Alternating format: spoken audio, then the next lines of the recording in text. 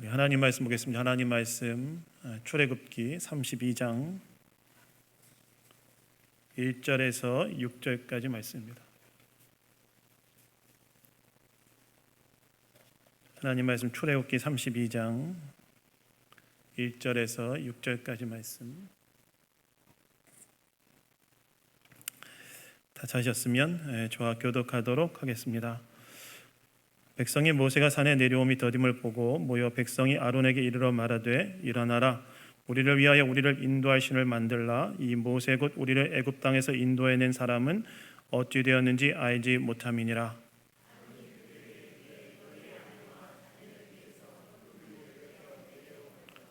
모든 백성이 그 귀에서 금고리를 빼어 아론에게 가져가매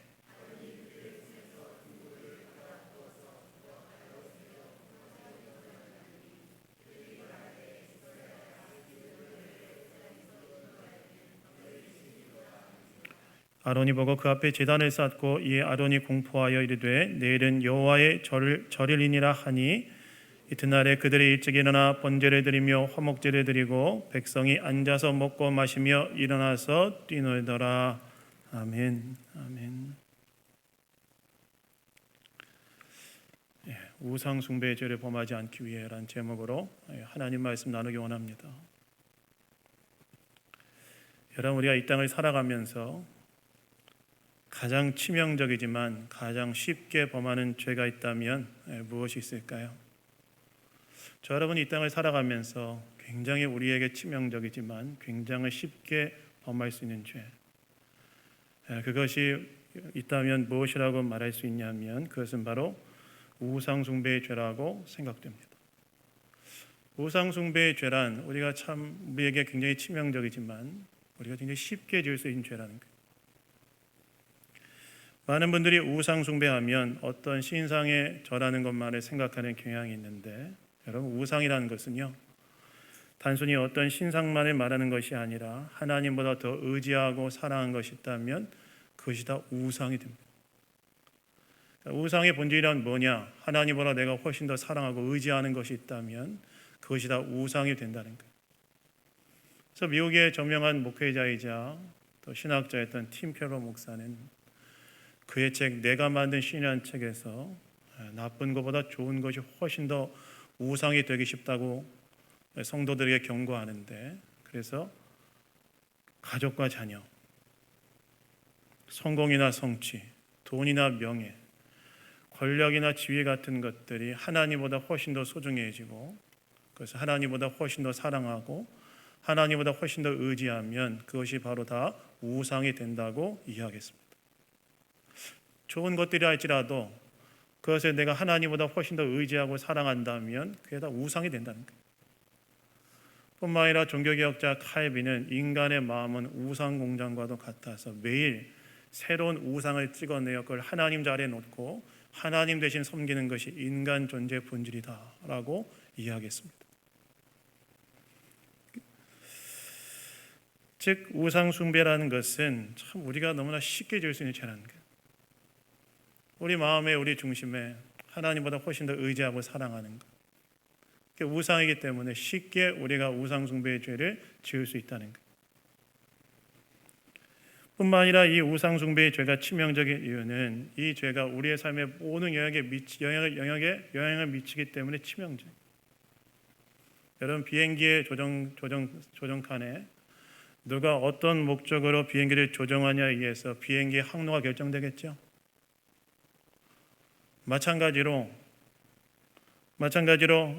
우리가 우상을 숭배하면 그것에 우리의 생각과 삶의 방향이 결정되어 그것이 우리의 삶 전체에 광범위한 영향을 미치기 때문에 이 우상 숭배 범죄는 우리에게 굉장히 치명적이라는 거예요.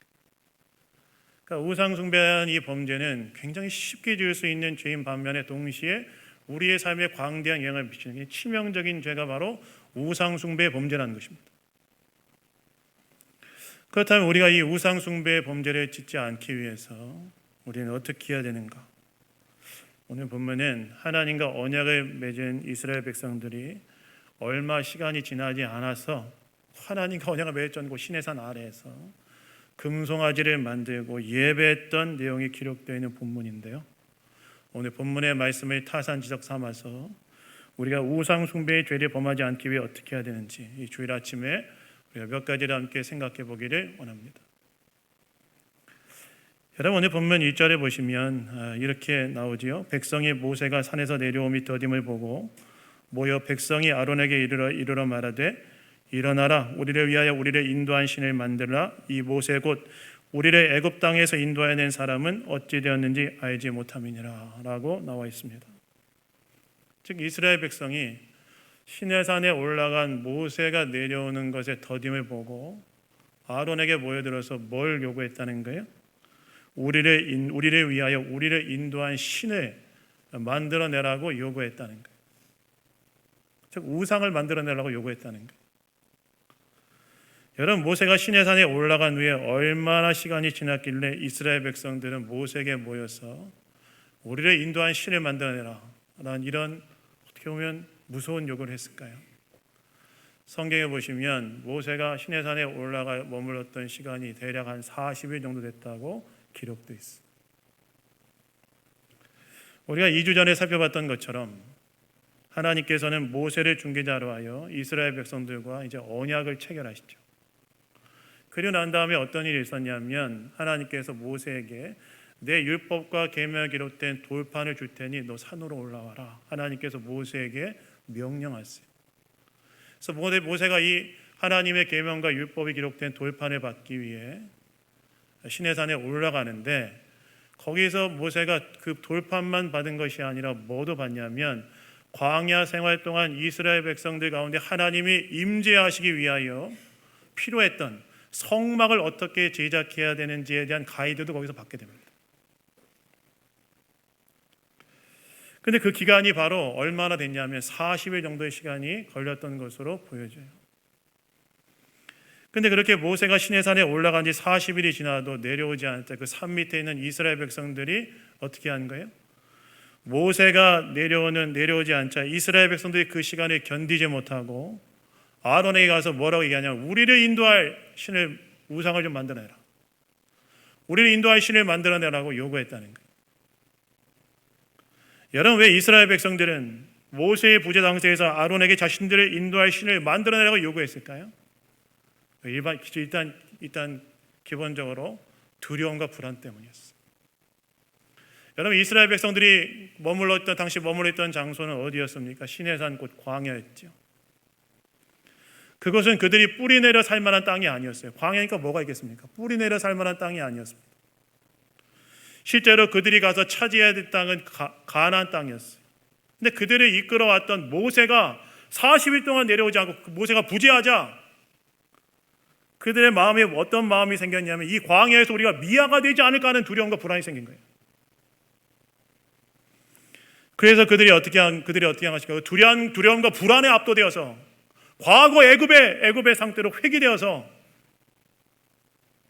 그들을 위한 우상, 즉 그들의 두려움과 불안을 희석시켜주고 그들의 욕망을 만족시켜줄 그런 신상을 만들어내라고 아론에 가서 요구했다는 거예요. 모세가 부재하자 그들이 광야에서 그들이 미아가 될 거라는 두려움으로 어떻게 하냐면 아론에 가서 우리를 인도할 신, 우리 가나안 땅으로 인도할 신을 이제 진짜 네가 만들어내라고 요구했다는 거예요. 근데 여러분, 이러한 백성들의 요구는 무엇과 배치되는 것이었죠? 이 우상을 만들어내라는 요구는 여러분 무엇과 배치되는 것이었습니까?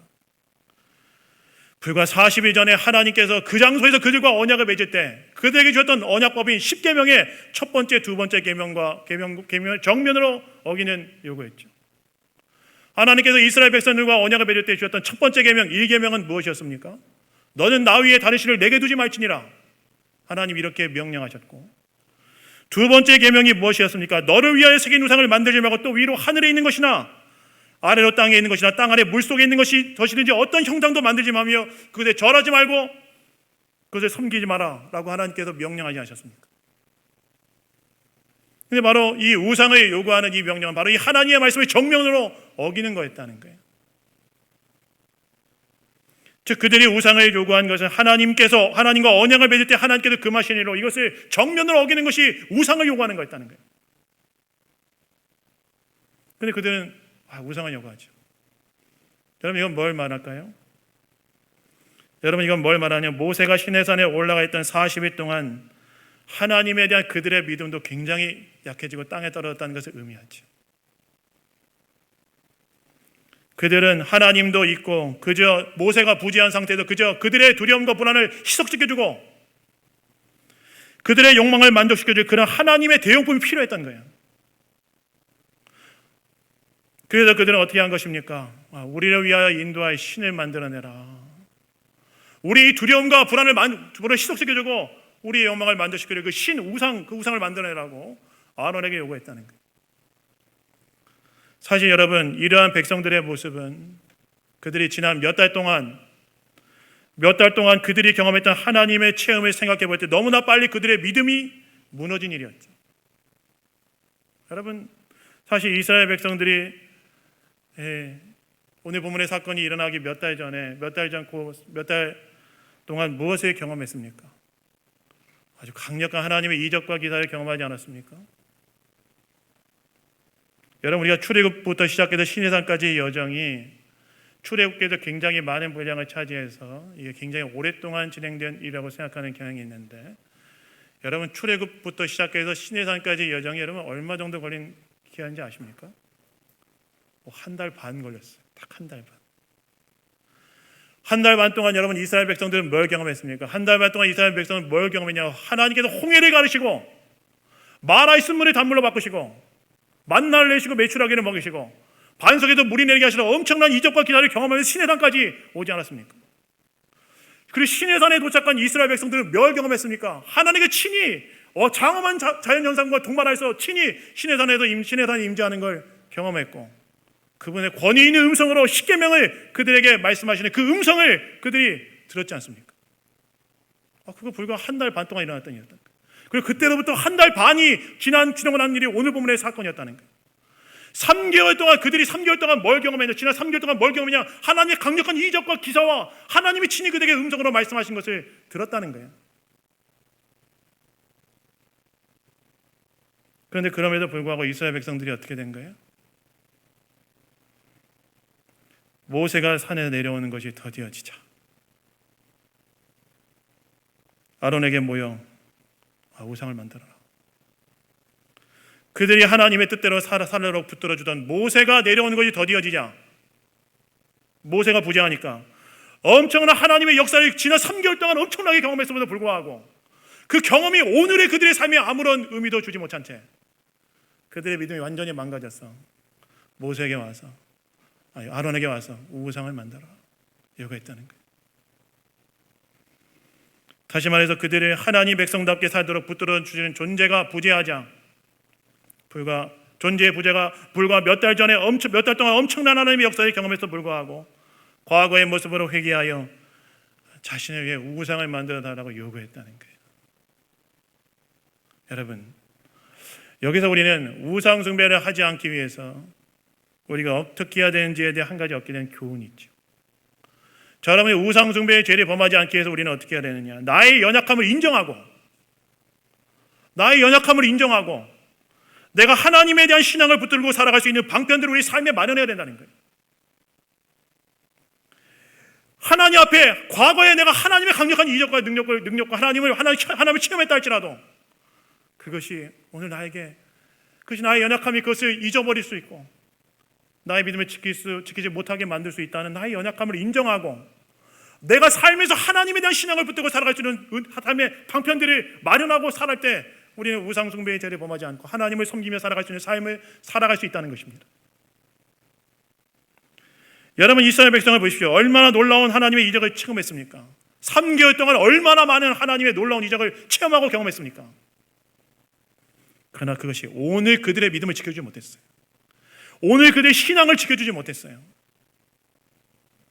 모세가 없으니까 순식간에 그들의 믿음이 과거의 출애굽 이전에 애굽의 우상을 섬기는 모습으로 돌아가고 회개해버린 거예요. 쉽게 그들의 생각과 마음이 부패해져 버린 거예요.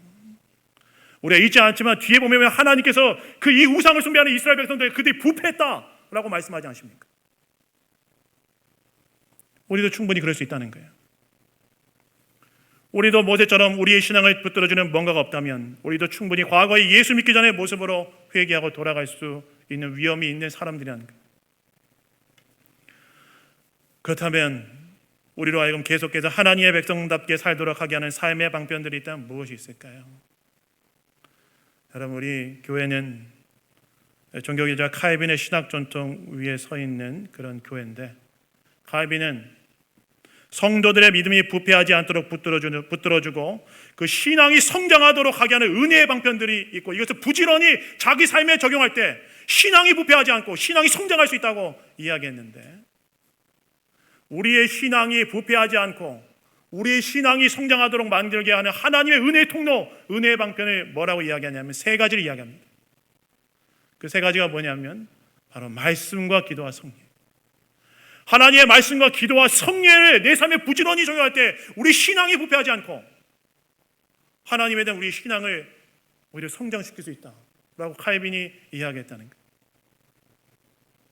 즉 하나님의 말씀으로 우리의 내면과 영혼을 정직하게 진실하게 반추해보고, 그 말씀을 듣고 하나님 앞에 정직하게 기도로 반응하고, 하나님의 성례가 집중되는 정서에 가서 그 보이는 말씀이 성례에 참여할 때 우리의 신앙이 부패하지 않고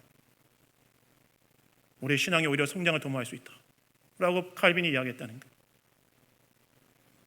다시 말해 우리가 우상을 숭배하지 않고 하나님을 섬기는 삶을 살아가기 위해서 우리의 신앙을 붙들어주는 방편이 무엇이냐? 하나님의 진리의 말씀, 그 말씀을 듣고 내 자신을 반추하며 그것에 대해 반응하는 기도, 그리고 보이는 말씀이라고 하는 성례와 성례가 집례되는 장소에 우리가 있을 때, 그래서 부지런히 내 삶에 적용할 때 오늘 우상숭배의 죄를 범하지 않고 하나님을 섬기는 길을 똑바로 갈 수 있다는 거예요. 그렇다면 이렇게 말씀과 기도와 성례의 삶에 적용하기 위해서 어떻게 해야 될까요? 여러분, 다른 방도가 없습니다. 하나님의 말씀과 기도와 성례를 내 삶에 적용하기 위해서 우리 어떻게 하냐? 여기 왕도가 없습니다. 한 가지 방법밖에 없어요. 그게 뭐냐면 하나님의 말씀을 듣고 기도하며 성례가 집례되는 장소에 내 자신, 내 몸을 갖다 놓는 거예요. 갖다 놓는 거예요, 그 자리에. 전에 제가 어떤 동영상을 하나 봤는데요. 여러분, 유해진 씨라는 영화배우 아십니까? 최근에 왕가 사는 남자, 여러분 그 영화 보셨습니까? 그 1600만 봤다고 했는데 그거 웬만하면 다 보셨을 거라고 저도 봤습니다.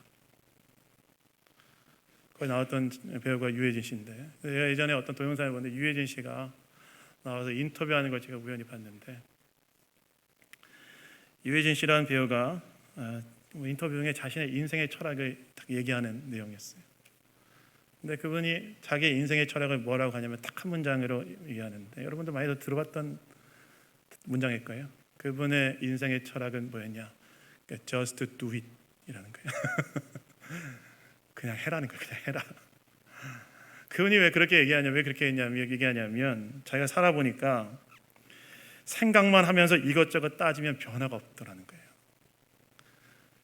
조깅이라도 하려면, 가서 건강을 하려면 나가기 위해서 그 신발을 놓는 곳에서 신발이라도 신어야 그때부터 변화가 일어난다는 거예요. 자기 살아보니 그렇다는 거예요. 저는 그 말에 굉장히 동의가 됐어요. 마찬가지로 우리가 정말 영적으로 부패하지 않고 우리 심령이 부패하지 않고 하나님 앞에 우리의 믿음이 성장하게 해서 하나님께서 우리에게 주신 방편이 말씀과 기도와 성례라고 한다면, 그것이 이루어지는 장소에 내 몸을 갖다 놓은 선택을 그냥 하는 거죠. 다른 방도가 없습니다. 한국 교회는 여러분 새벽 예배 전통이 있죠. 새벽 예배 나오기 어렵다고 한다면 여러분 매일 아침에 삶에 하나님 말씀 앞에 여러분의 몸을 갖다 놓는 거예요. 여러분의 눈을 거기다 갖다 놓는 거예요. 그리고 그걸 읽고 하나님 앞에 그 깨달은 걸 가지고 반응하는 거예요.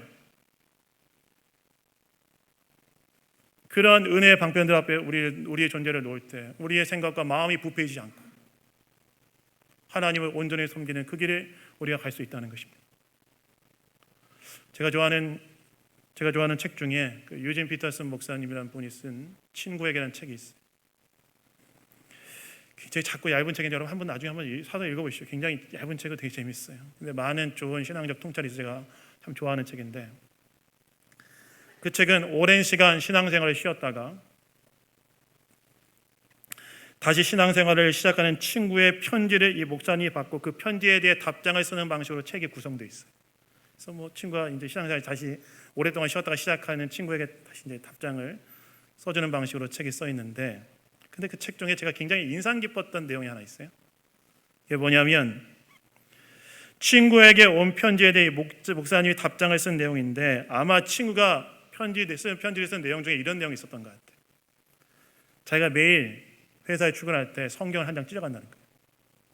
성경 하나 찢어 주머니에 넣고 밥 먹거나 쉴 때 그 성경을 읽고 묵상한다는 거예요. 잠깐씩 묵상한다는 거예요. 근데 그 이야기 듣고 이 목사님이 쓴 답장의 내용이 참 인상적이었는데, 이 목사님이 뭐라고 여기다 써놨냐면, 처음에 그 편지를 받는 순간 어떻게 이렇게 불경할 수 있는가 이렇게 생각했다는 거예요. 어떻게 하나님의 말씀을 찢어서 가져갈 수 있는가, 굉장히 불경하게 생각했다는 거예요. 나중에 곰곰이 생각해 보니까 그건 이렇게 생각했다니까요. 읽지도 않고 집에만 모셔놓은 성경보다 읽지도 않고 집에만 모셔놓은 성경보다 그렇게 찢어서라도 회사에 가도 식사하거나 쉴 때 묵상한 것이 더 하나님 백성답게 살게 사는 거 아닌가? 이런 생각이 들었다는 거예요. 말씀의 용도는 읽고 묵상하며 그 말씀대로 살아가는 것인데, 집에만 모셔놓고 읽지 않은 것이 훨씬 더 성경을 불경하게 대하는 것이 아닌가? 이런 생각이 들었다는 거예요. 그래서 저는 참 동의가 됐어요. 물론 여러분, 제가 이런 말 했다고 해서 여러분 당장 내일 출근할 때 성경을 찢어가거나 그러면서 목사님이 하라고 했다 이런 얘기 하시면 안 됩니다. 여러분 다 스마트폰도 다 있고, 정 찢어가고 싶으면 큐티책 찢어가십시오. 찢어갈 수 있는 거 많아요. 성경 찢어가지 마세요. 그런데 그 목사님이 쓴 답장의 내용이 참 동의가 됐어요. 사실 우리의 삶의 현장이란 하나님의 뜻과 배치되는 정신이 난무하는 장소가 저와 여러분이 살아가는 삶의 장소 아니겠습니까? 하나님보다 훨씬 더 중요한 것이 많다고 이야기하는 그런 정신과 그런 이야기와 그런 말들이 난무하는 것이 저와 여러분이 살아가는 삶의 장소 아니겠습니까? 근데 거기에서 그래도 말씀 앞에 나를 갖다 놓고 읽고 묵상할 때 우리는 다시 한번 하나님의 살아계심을 의식하게 되고, 내가 하나님 백성대로 어떻게 살아가야 되는지에 대하여 생각하게 하는 통로가 되지 않겠습니까? 그래서 여러분의 믿음이 정말 부패하지 않고 정말 믿음으로 승리하기 위해서 하나님께서 우리의 믿음을 지켜내고 성장하도록 하게 하신 은혜의 방편들을 여러분 스스로에게 부지런히 쓰시고 적용하십시오. 여러분의 몸을, 여러분의 눈과 손을, 여러분의 귀를 갖다 놓으세요. 그것이 우리의 믿음을 부패하지 않고 하나님의 백성으로 하나님을 섬기며 사는 그 길을 가게 하는 능력으로 우리에게 하나님 사용하실 줄로 믿습니다.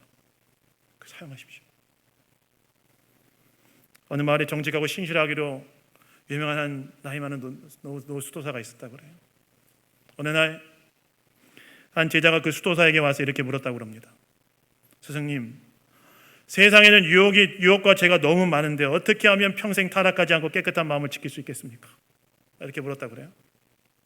그러자 그 수도사가 제자를 마을 앞에 있는 두 개울가로 데려갔다고 하는데, 하나는 맑은 물이 흐르는 시냇물이었고 다른 하나는 물길이 막혀 웅덩이가 고여있는 물이었다고 그래요. 그리고 수도사가 제자에게 이 두 물 중에 어느 것이 더 깨끗하냐 물어봤다고 그래요. 그러니까 뭐라고 말했을까요? 제자가 뭐라고 말했을까요? 어떤 게 더 깨끗? 여러분 뭐라고 말씀하시겠습니까? 흐르는 물, 고인 물 중에 어떤 물이 깨끗하냐고 그러면 뭐가 더 깨끗하다고 말씀하시겠습니까? 왜 아무 말씀도 안 하세요? 아침 안 들으시고 오셨나? 흐르는 물이 깨끗하겠지. 고인 물은 썩을 거라고 얘기해요. 그러자 그 수도사가 이렇게 얘기했다고 그래요. 너의 마음도 이와 같다.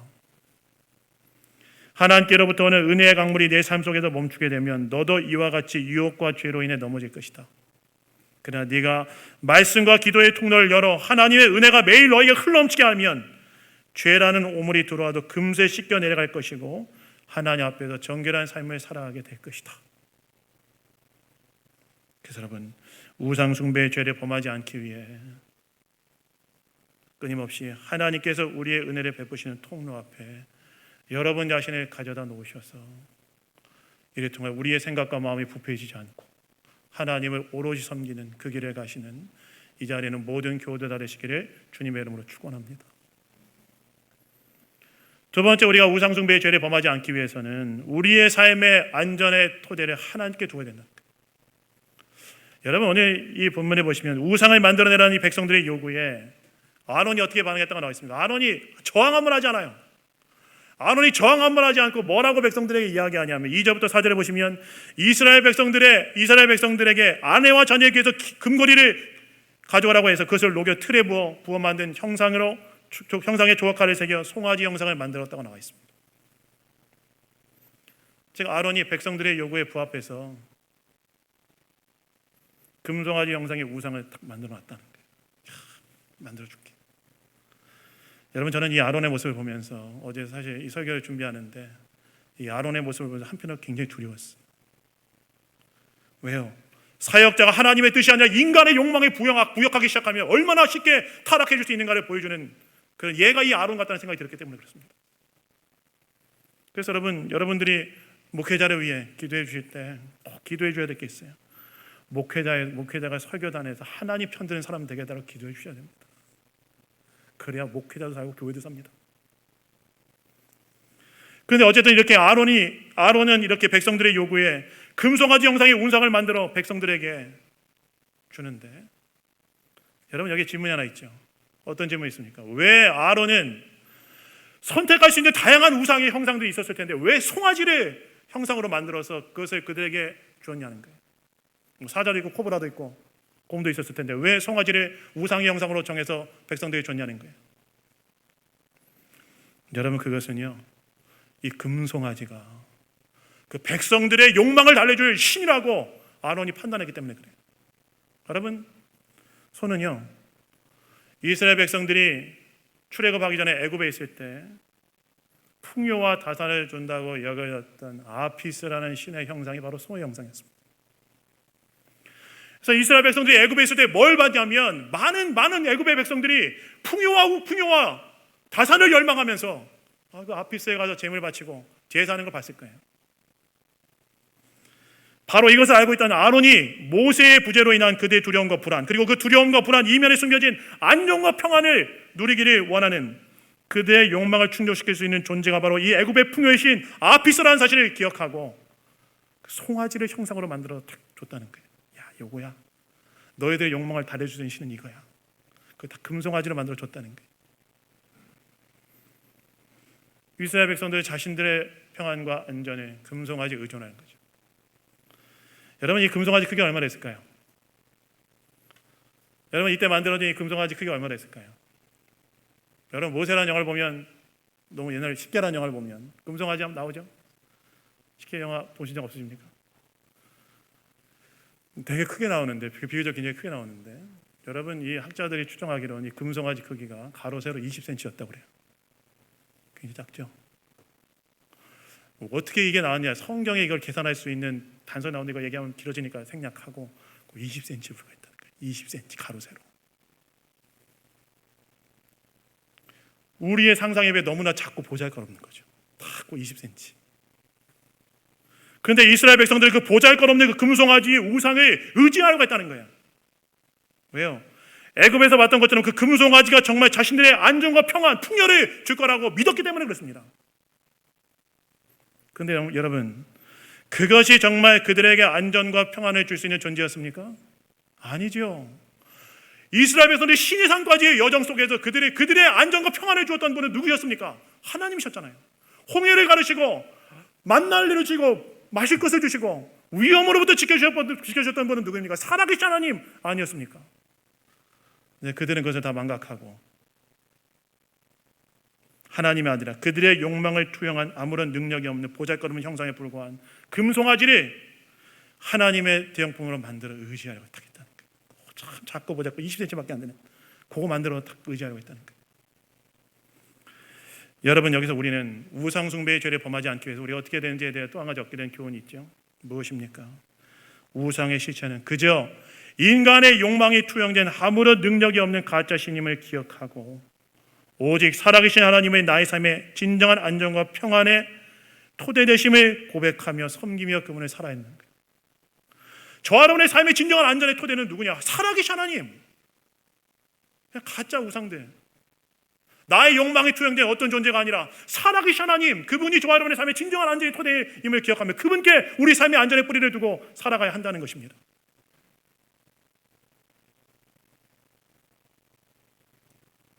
특별히 여러분, 오늘날 우리에게 평안과 안전을 준다고 말하는 오늘날의 신을 우리는 경계해야 됩니다. 여러분, 오늘날 우리의 삶에 평안과 안전을 준다고 말하는 오늘날의 신은 뭐가 있습니까? 예수님도 말씀하셨잖아요. 만몬의 신, 즉 돈 아니겠습니까? 돈. 예수님도 산상순에서 뭐라고 말씀하시죠? 하나님과 돈을 겸하여 섬기십시다. 돈이라는 것은 마치 인간에게 하나님 같은 강력한 영향을 미치는 존재라고 이야기하지 않으셨습니까? 오늘날 우리 시대의 많은 사람들이 우리 안에 두려움과 불안을 잠재우고 평안과 안전을 주는 것이 돈이라고 이야기하면서 돈을 삶의 준위의 자리에 놓고 그 돈을 쫓고 살아가고 있죠. 그런데 여러분, 정말 돈이 정말 우리에게 진정한 평안과 안식을 주는가? 진정한 행복을 주는가? 그렇지 않다는 걸 우리가 조금만 생각해도 알 수 있잖아요. 결정적인 문제에 돈이 우리의 삶에 영향을 미치지 못해요. 물론 여러분 우리가 이 자본주의 사회에 살기 때문에 돈이 없다는 말은 굉장히 비현실적인 말이죠. 돈 필요합니다.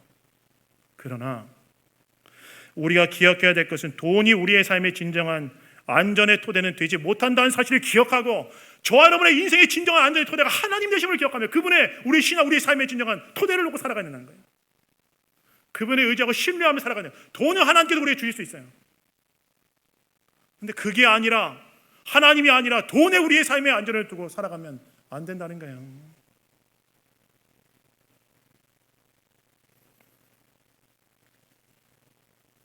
특별히 여러분, 돈이 우상이 되지 않기 위해서 어떻게 되느냐? 돈이 하나님 섬기도록 해야 됩니다.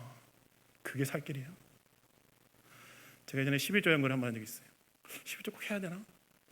그런 마음이 들어서 11조를 제가 연구한 적이 있어요. 여러분, 구약에는 세 개의 11조가 나오는데 하나가 아브라함의 11조, 두 번째가 야곱의 11조, 세 번째가 이스라엘 11조죠. 아브라함과 야곱의 11조, 야곱의 11조는 하나님이 나의 왕이라는 고백 속에서 드려진 11조가 바로 아브라함과 야곱의 11조였어요. 그런데 여러분, 이스라엘 11조는 약간 성격이 달랐어요. 여러분, 이스라엘은 하나님께서 제사장 나라로, 열방의 제사장 나라로 부름받은 나라죠. 그래서 열방의 제사장 나라인 이스라엘이 하나님께 11조를 드리는 것은 아브라함과 야곱이 하나님께서 나의 왕이라는 고백 속에서 드리는 것이었지만, 이스라엘 백성의 11조는 열방의 제사장 나라로서 열방의 진정한 왕은 하나님이시다 라는 고백 속에서 드려진 것이 바로 이스라엘 백성들의 11조였어요. 사실 예수님께서 하나님과 재물을 겸하여 섬길 수 없다고 말씀하신 것처럼 고대에도 돈은 하나님과 경쟁하는 것이었습니다. 그런데 11조는 세상의 진정한 왕은 돈이 아니다. 돈이 아니라 하나님이시다. 이 세상의 진정한 왕은 돈이 아니라 하나님이시다. 이 신앙 고백 속에서 드려졌던 것이 바로 11조였다는 거예요. 그래서 여러분, 돈이 우상이 되지 않도록 하게 하기 위해서 어떻게 되냐? 돈이 하나님 섬기도록 해야 됩니다. 그래야 우리가 하나님과 돈의 관계 속에서 그 관계를 명확하게 정립하고 하나님을 하나님 자리에 모시며 살아갈 수 있습니다. 저 여러분의 삶이 오늘날 우리 시대에 가장 우리의 마음을 미혹하는 것이 돈 아니겠습니까? 그래서 돈이 아니라 하나님 섬기겠다.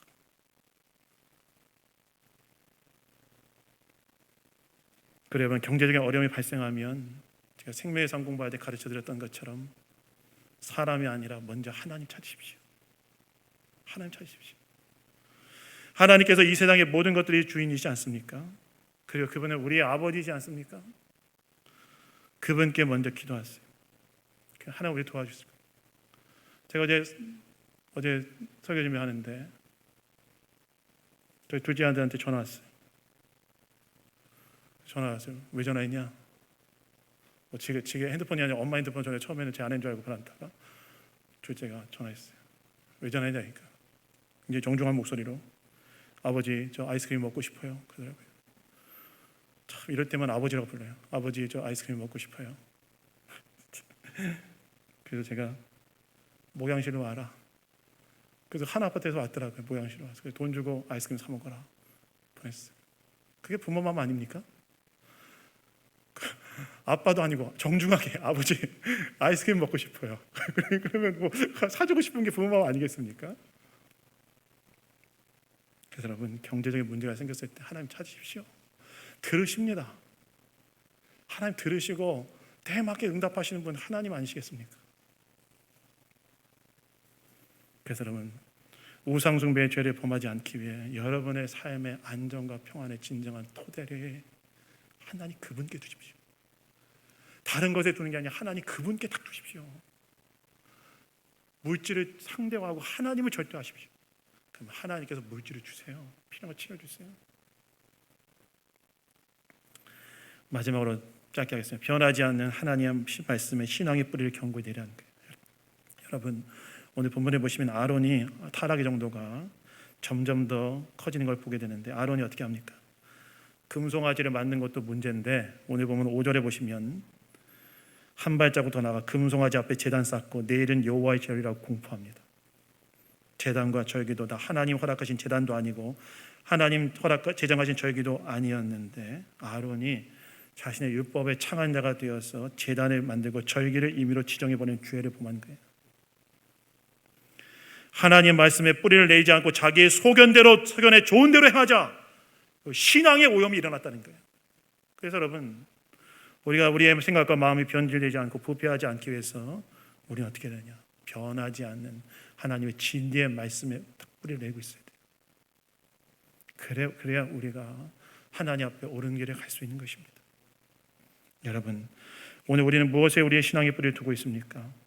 오직 변하지 않는 하나님의 말씀에 신앙의 뿌리를 내리셔서 참되게 하나님을 섬기는 그 옳은 길에 가시는 이 자리에는 모든 교도 다 되시기를 주님의 이름으로 축원합니다.